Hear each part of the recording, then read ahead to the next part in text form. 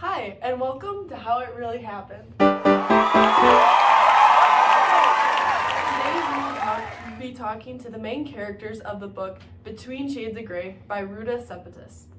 This is a historical fiction novel set during World War II in 1941, coming from the perspective of a Lithuanian being occupied by the Soviet Union. The story centers around Lena Vilkas. When we begin this story, she is 15 years old and her family is being forced to deportation to a Siberian labor camp under Soviet orders. Throughout this novel, it offers a raw portrayal of the horrors and resilience in the face of human cruelty, shining a light on a lesser-known aspect of history, the Soviet deportations. Lena's journey is intertwined with two other main characters that we will be meeting today. Her younger brother, Jonas, who is deeply affected by the brutality but tries to stay strong for his family while only being a young boy. And Andreas Arvidas, a fellow deportee who becomes a source of strength and even love for Lena.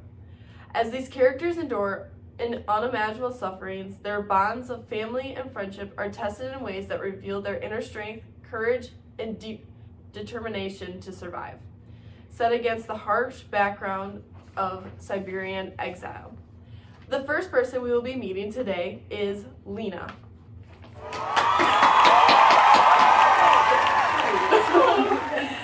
Lena is from Kaukasus, Lithuania, and is the main perspective of this book. And throughout this book, we learn more about how she drew through her entire experience of the book. So, the first question we have for you is, what do you do for fun? Well, I like to draw and paint whatever I see and what it makes me feel, even if the paintings or drawings are a little abstract. And we can see that during your book. Who would you say inspired you to become an artist? Munch, who painted The Scream, if you're familiar with that, he's a big inspiration to me. And now to the next, how did your journey begin? Well, on June 14, 1941, the NKVD came and forced us onto a truck that took us to a train station where we were forced into a train cart full of people and no room. There was a small hole in the bottom of the cart that we used as a bathroom. There was a lady with us whose name was Ona, who had just given birth, so we allowed her to sleep on one of the shelves at the back of the train. We traveled on the train for 42 days, stopping several times to get 1 pail of water and 1 pail of slop to share with the whole cart. Each time we stopped, one person was allowed to get off to fetch the supplies. As a group, we decided to take turns going out into the fresh air. The cart had become so stuffy and full of bad odors.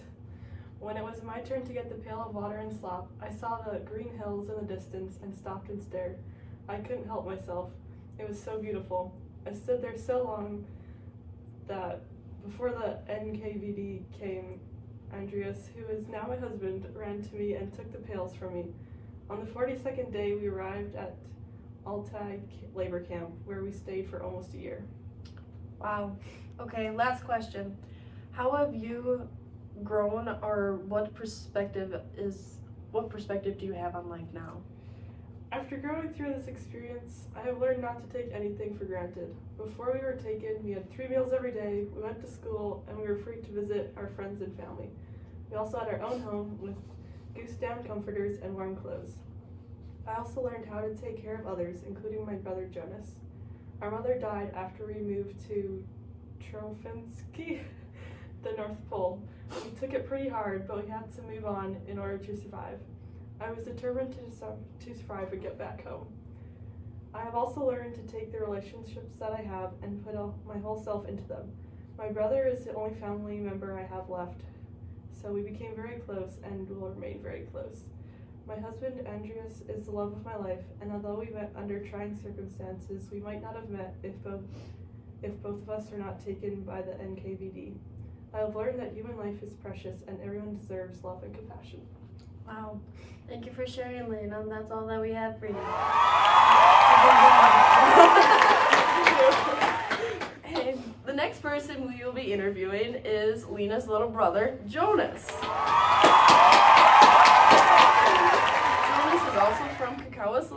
Lithuania and only was 10 years old when his journey began. So Jonas, what do you do for a living now? Well, since I was at the camp and even before, I have loved airplanes. Everything about them intrigues me. So when my sister and I came back to Kaunas from camp, I began working on fixing small airplanes. While this made me happy, I had a deeper calling to fly airplanes myself. So I am now working on getting my pilot's license and working on clocking my hours currently. I plan to make an impact for all the people that I will fly in the future. After getting severely sick and almost dying at the camp, I realized how short life really can be. The way that you treat others and put them first impacts people forever. I will always be thankful for the life that God has given me, and I want to make an impact on those around me through what I do as a profession. Thank you, Jonas. Next question is, what was your perspective on learning so much Russian? Did you find that as a positive thing? So, upon entering the camp, I was instantly interested in this language that everyone around us was speaking. It intrigued me how it sounded so weird and different, but I wanted to learn it. So while I was cleaning shoes with the two elderly ladies, that was my job there at the camp, I slowly was starting to learn Russian with them. I actually find me learning Russian so fast is a positive thing. In the end, it helped me out in many ways. While I was not completely fluent with my speaking, I was able to understand much of what was being said around me, which actually helped me at work, but also it helped other Lithuanians so I could tell them what the Russians were talking about behind our backs. Interesting. What was your childhood like / affected by growing up in these camps? Did you ever feel like you were the younger boy, or did you feel like you had to step up and take the position of your father? Yeah, that's a great question and one that I actually get asked a lot since coming back. Growing up in the camps and then later being in prison for 12 years after coming back deeply changed me, both physically and emotionally. Before being deported, I was just a young boy who loved playing with airplanes and following my sister Lena around. I wanted to become a professor just like my father was. But the reality of it is that in the labor camps, all of my innocence and childhood was stripped away from me.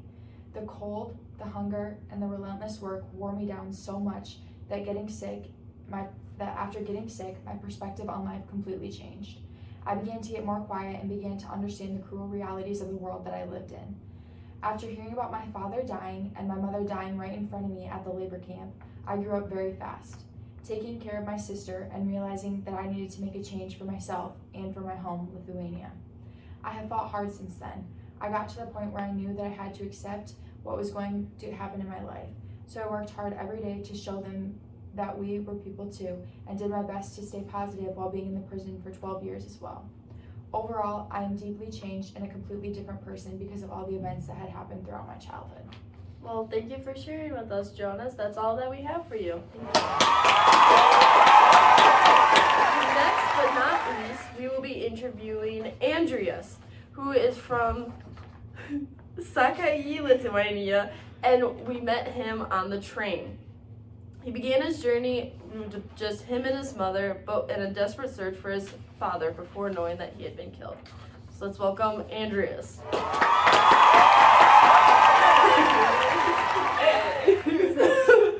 The first question that we have for you, what was your perspective when you were first at the camp with your mom? I don't want to talk about it. I don't understand. We went through so much. Nobody ever understands. I can't talk about it again. I'm sorry. Okay, next question. When did you meet Lena and Jonas? What were your initial thoughts? We forgot to put when I met them. I'll re-edit this, okay? Okay. I forgot to put when I met them. I just put initial thoughts. That's fine. So you can say, when did you meet Lena? Oh, that's true. Or I can totally say when I met them. Super quick. I know when they met. Okay, sorry. Okay, we have a question, please. Okay, so now we're starting again. So when did you meet Sorry. Okay. When did you meet Lena and Jonas? What were your initial thoughts?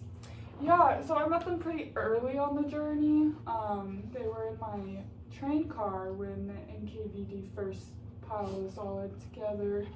Pretty much everybody knew everybody during that journey. It was a long journey. We were in a tight space. My first impression of Jonas was that he was a wonderful young man. When I met him, he was only around 10 and already one of the best people I knew. He kept a positive outlook on everything, which is kind of hard to do when you've been captured. Of course, he got down sometimes, because how could you not? But he was more positive than most people, and he was like a brother to me. Lena blew me away from the start. Her strength, courage, and loyalty to her family were what drew me to her initially.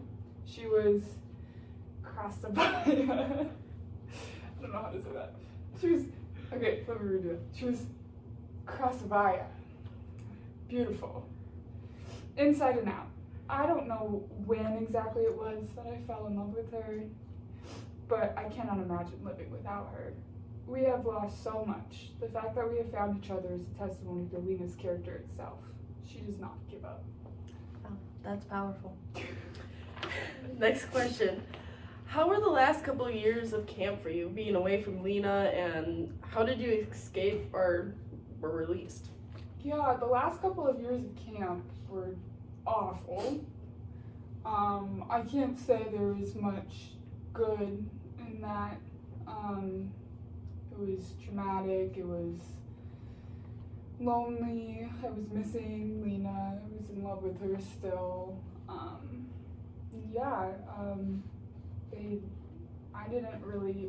Was never released. I was never thinking I would be released. They would never have released me on their own will.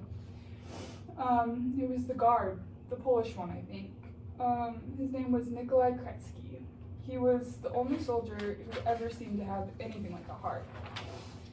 After he had sent the inspector to Lena and Jonas's camp, I think he saved their lives, he somehow got a hold of our papers and shipped us to the same work camp before Lena and Jonas had to endure a second winter above the Arctic Circle. It was a potato farm. I knew as long as we were together, we could work up a plan to escape, but we were weak. We had to plan and save up strength for nearly a decade. We made several attempts before this, but the Soviets made escape nearly impossible. It was a stroke of luck, really, and by God's grace that we could escape at all. We found out nearly a month or two later that Lithuanian and German volunteers had worked to help free the survivors of the Soviet terror. I distinctly remember the feeling.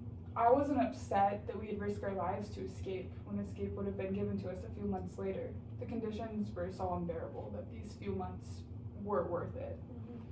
Instead, Lena and I, along with every Lithuanian who survived, felt a sort of joy that cannot be described unless you've also experienced it. Well, that's all that we have for you. Thank you for being willing to share. Thank you. And that's Andrea's.